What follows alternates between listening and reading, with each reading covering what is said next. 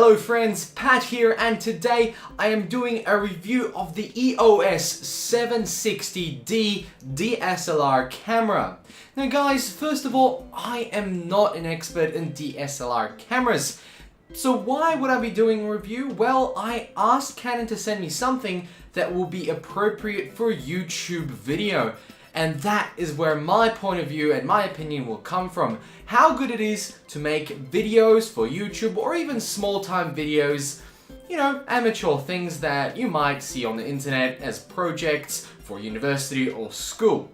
So guys, this is the EOS 760D. First of all, the specs that might interest you is that it has 1080p recording at 30 frames. It also has 24 megapixels, and one of the greatest features I think with this camera, and what really makes it a killer camera for YouTubers and other creators that might be speaking to a camera, is this right here. And let me show you it right now, and that is this screen.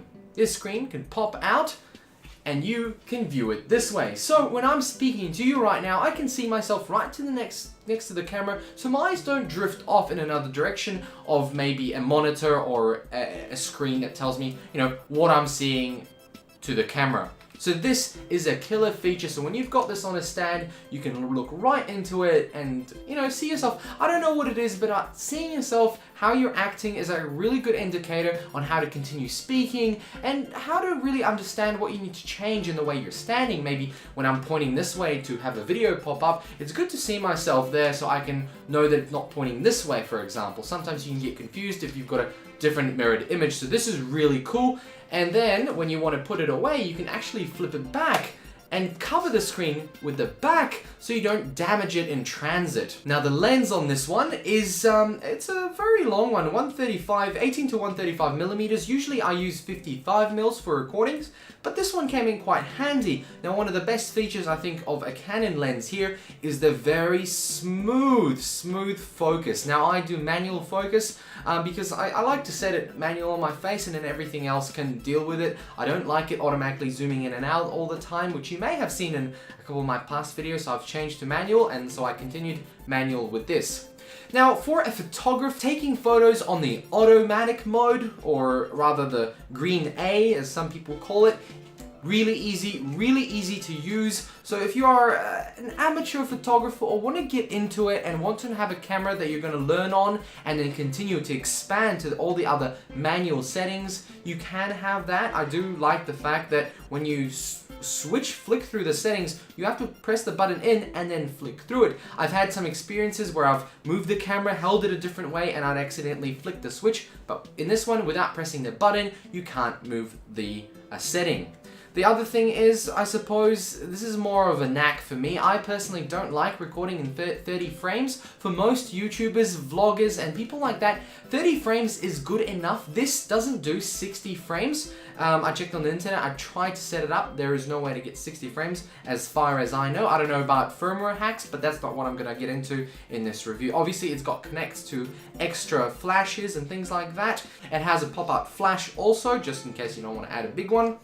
And one of the other cool features that I really found, and I forgot to mention, but this is a touch screen. And one of the cool features is, in one of the settings, I was able to set a tracking mode.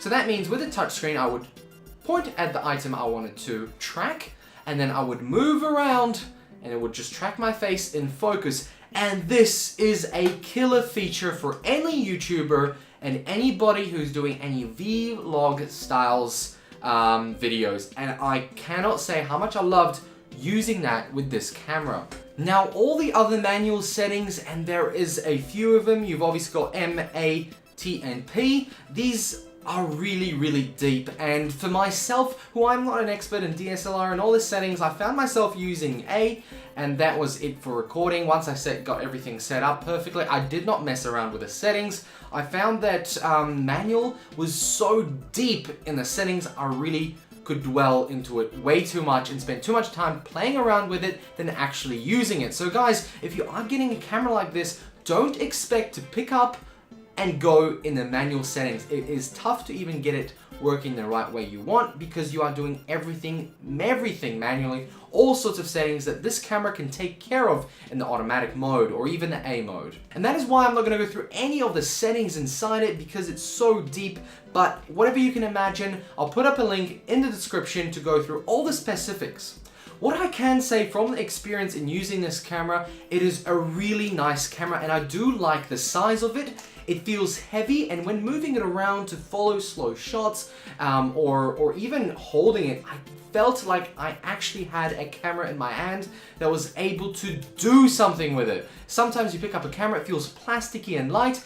This was a really nice feeling camera. The shutter button is actually really nice. I have to also admit the battery life on this camera is extreme. Seriously, from the get-go, I have had no chance or need to charge it, and that is really, really great, and I find that lacking in a lot of cameras that I've used. But this Canon's camera battery is really, really good. It lasts a long enough time to take this camera, let's say, to a wedding or a place like that and use it for the whole time. Look, when you're going to an event like this and you're a professional, you're bringing spare batteries anyway, but I'm just saying it lasted a very long time for myself, and I used it for video recording, so it was just running at the point. Finally, few other bits and pieces. It has an HDMI out and mic in, so you can put a microphone in, like a shotgun mic on top, and even mount it. And it has AV digital out too, so you can put it to an old style TV, or basically what you use it for is just a monitor out if you've got a rig for your camera.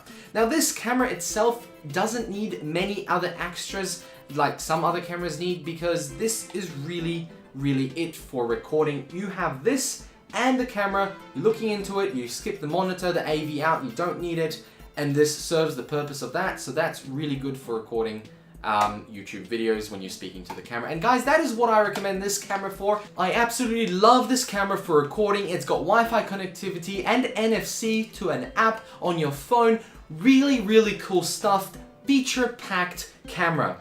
But I have to say that 60 frames recording kind of got me down, and it's something that I thought a camera as feature-packed as this would really, really need. But again, it's either. You either get some good other features, or you get this one specific feature that's a very much a niche these days. Now obviously Canon supports their cameras through a very long time, and you get a lot of lenses, a lot of options, and a lot of accessories, so going with a known brand is usually a good idea. There really isn't that many camera manufacturers of DSLR cameras that you can pick from. I do think Canon usually has very good items, and this ranges between just the basic model of just the body for about $800 upwards, and then you've got the lenses that can range from $200 to $400 to $500. If you're doing what I think this camera could be good for, which is video recording like vlogging and YouTube, you're probably going to get one set of lenses and you're going to stick with them. It's probably going to be a 55mm, and it'll just a shorter, make the actual unit a bit lighter too.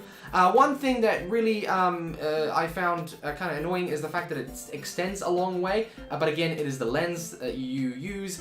I do think that these are expensive lenses, but the ones that don't extend and move internally are really cool for recording. So you can go up to something, do the B-roll on, let's say, a phone that you're reviewing or getting some good shots of, and you don't just punch it in the face with a long lens. Guys, thank you very much for watching. Thanks for Canon to sending me this camera. I wish I could keep it, because I'm absolutely in love with that pop-out screen and the quality that it gives. It is bright and it does really well in darker situations, and the colors, man, the colors are so vivid, and the file sizes are really, really good too. So full HD recording, and I have to say, I was very impressed with the amount of features in here, and guys, I got completely lost in it, and I couldn't put it down for a long time, and the battery lasted. To sum up, I really like this camera, and yeah, if you have the money to spend, I don't know if you should start off with this one, I really don't, but when you're upgrading, this is something you could look at. And again, not a DSLR expert, not a photo expert, but videos, guys, this is done awesome. Thanks for watching, and I'll catch you in another video. Stay tuned and subscribe if you like this video for much more stuff coming soon. Got lots of stuff planned and hoping to have a chat to you guys, so leave me a comment below and I'll see you around.